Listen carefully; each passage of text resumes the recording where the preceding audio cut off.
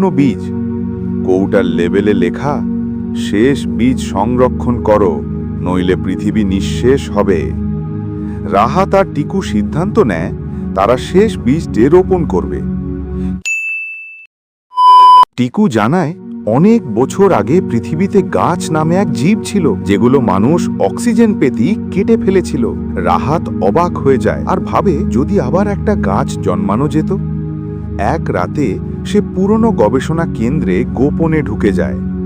সেখানে ধুলো জমা এক কাঁচের কৌটায় সে খুঁজে পায় কিছু শুকনো বীজ। কৌটার লেবেলে লেখা, শেষ বীজ সংরক্ষণ করো, নইলে পৃথিবী নিঃশেষ হবে। রাহাত আর টিকু সিদ্ধান্ত নেয় তারা শেষ বীজটি রোপণ করবে। কিন্তু পৃথিবীর বায়ু, মাটি, জল সবই বিষাক্ত। তারা পুরনো ইকোডোম খুঁজতে বের হয়, এক জায়গা যেখানে এখনো বিশুদ্ধ বাতাস আছে বলে গুজব আছে।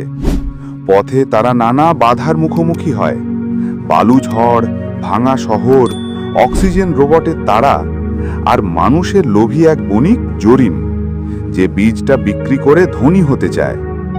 শেষে রাহাত নিজের জীবন ঝুঁকিতে ফেলে ইকোডোমে পৌঁছে যায় আর টিকুর সহায়তায় বীজটি রোপণ করে দেয়।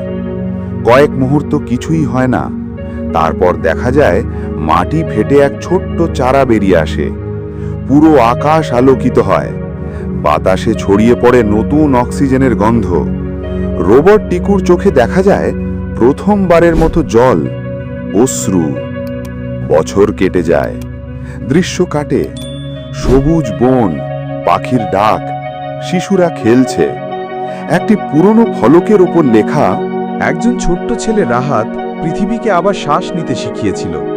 একটা বীজই পারে পৃথিবী বদলে দিতে, যদি তুমি বিশ্বাস করো।